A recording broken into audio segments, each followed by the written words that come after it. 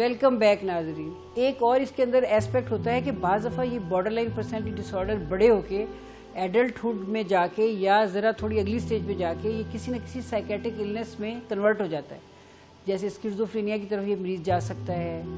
और ज़्यादा साइकोसिस की तरफ जा सकता है, जिसके और तरह के इशू हो सकते हैं। लिहाजा इसको डील करने का भी तरीका यही है कि सबसे पहले जितने भी पर्सनैलिटी डिसऑर्डर्स हैं उसको हम उनकी कॉजेज़ के साथ सोच के ज़हन में रख के डील करते हैं। कॉजेज़ मैंने आपको पहले भी बताई हैं, अब दोबारा रिपीट कर देती हूँ। एक उनकी जेनेटिक्स है, दूसरा उनका चाइल्डहुड कैसे गुजरा, वो ब्रोकन फैमिली का बच्चा है, उसके पेरेंट्स के आपस में किस तरह के इशू रहे, पेरेंट्स ने उसको कैसे डील किया, और एनवायरनमेंट क्या मिली, एजुकेशन ट्रेनिंग क्या मिली, फ़िलासफ़ी क्या मिली, सोसाइटी में रोल मॉडल क्या मिले। ये तीनों चीज़ें मिलके उसकी पर्सनैलिटी बनाती हैं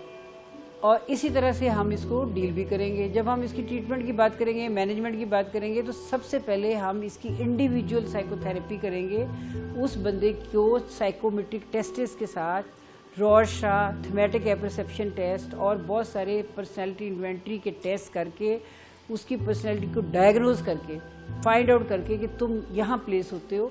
उसको उसके वीक पॉइंट्स और उसके इश्यूज बता के उसके ऊपर उसके कोशिश करेंगे काम करने की। फिर उसके बाद दूसरे नंबर पे उसकी कॉग्निशन, मतलब उसका जो थिंकिंग स्टाइल है, थिंकिंग प्रोसेस है, किसी भी सोसाइटी को बदलने के लिए, इवन नॉर्मल सोसाइटी को बदलने के लिए क्यों हम कहते हैं कि मीडिया का बहुत रोल है, क्योंकि वो हमारी थॉट्स पे अनकॉन्शियसली काम कर रहे होते हैं। मसलन मैं कोई प्ले देख रही हूँ, कोई ड्रामा देख रही हूँ, या कोई प्रोग्राम देख रही हूँ, या कोई किसी एंकर की कोई तकरीर सुन रही हूँ, तो ये सारी चीज़ें जो हैं ये मेरी थॉट को अनकॉन्शियसली चेक कर रही होती हैं, चैलेंज कर रही होती हैं, बना रही होती हैं, चेंज कर रही होती हैं। इसलिए एक सबसे ज़्यादा फोकस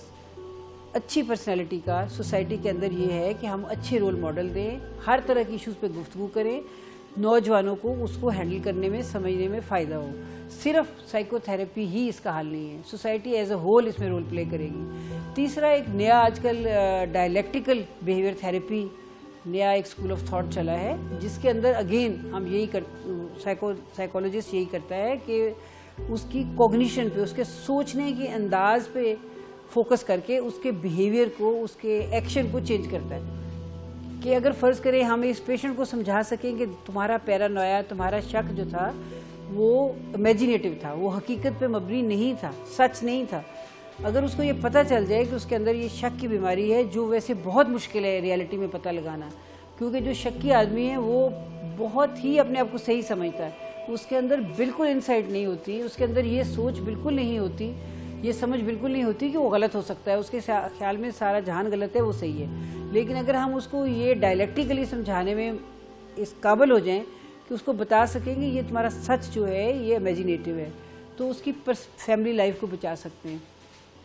और फिर हमने पहले भी बहुत सारे डिसऑर्डर्स में पढ़ा होगा, आज आप उसको रिलेट कर सकते हो इसके साथ कि जो अवॉइडेंट पर्सनैलिटी डिसऑर्डर के लोग हैं, मसलन किसी को सोशल फोबिया है,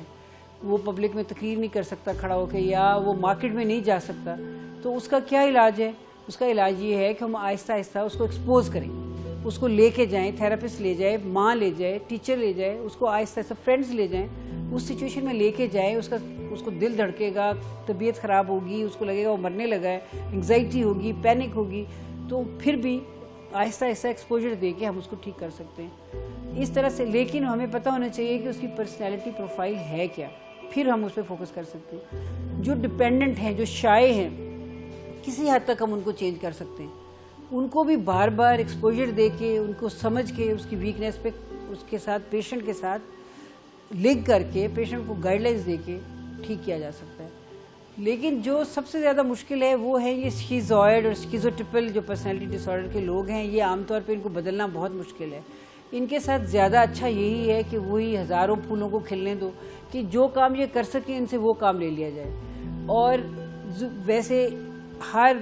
पर्सनैलिटी के बंदे की और हर नफ्सियाती उलझन के बंदे की और या औरत की शादी होना ज़रूरी नहीं है।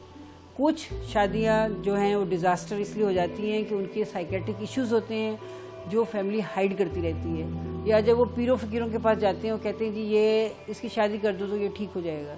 मेरे ख्याल में शादी किसी मसले का हल नहीं है, बल्कि खुद एक मसला है जिसको अलहदा से हैंडल करने की ज़रूरत है। तो इसलिए इन सारी चीज़ों का ख्याल रखना चाहिए। अगर एक फैमिली के 7-8 बच्चे हैं, ज़रूरी नहीं खटाखट उनकी शादियां कर दी जाए, उनकी पर्सनैलिटी को समझा जाए, उनके पार्टनर के साथ इंटरेक्शन को समझा जाए। थोड़ा सा अगर चले, हमारे यहाँ चॉइस मैरिज तो नहीं होती, फैमिली ही सोचती है, लेकिन फैमिली अगर अपने बच्चे की आदतों को समझती है तो वो जब उस लड़की वाले के घर जाते हैं तो उसकी आदतों को भी थोड़ा समझ के, थोड़ा टाइम दे के चीज़ों को हैंडल किया जा सकता है। दूसरा एक बड़ा मेरा मशवरा ये है कि जो पैरानॉइड पर्सनालिटी डिसऑर्डर के लोग हैं, शक करने वाले, सस्पिशियस हैं, उनके बच्चे ज़्यादा नहीं होने चाहिए। आज इतनी गुफ्तगू का नाजरीन ये फ़ायदा होना चाहिए कि अगर इस तरह के ट्रेंड का कोई आपका बच्चा, आपका दोस्त, आपका स्टूडेंट, आपका कोलीग आपको मिले तो ज़रूर उसे मशवरा दें, उसे साइकेट्रिस्ट या साइकोलॉजिकल हेल्प दिलवाएं, उसको रिडिक्यूल ना करें, उसको इतना कॉर्नर ना करें, क्योंकि अगर आप इस तरह के लोगों को कॉर्नर करें तो बाज़ दफ़ा ये नशे की तरफ चले जाते हैं, क्योंकि इनको और कोई रास्ता समझ में नहीं आता, तो ये अल्कोहल और चर्च और हेरोइन इस तरह की सब्सटेंस अब्यूज़ वगैरह में चले जाते हैं, क्योंकि ये चीज़ें अवेलेबल हैं। या फिर ये पीरों फ़कीरों के पास चले जाते हैं जो ख़राबी करते हैं, जो चीज़ों को ज़्यादा नेगेटिविटी की तरफ ले जाते हैं। इसलिए कोशिश करें कि इनको सही रास्ता दिखाएं, इनसे प्यार करें, इनको अपना साथी समझें, ना इनसे घबराएं, ना डरें। ये बहुत ही प्यारे और अच्छे लोग हैं, इनके अंदर से बहुत कुछ हम ले सकते हैं।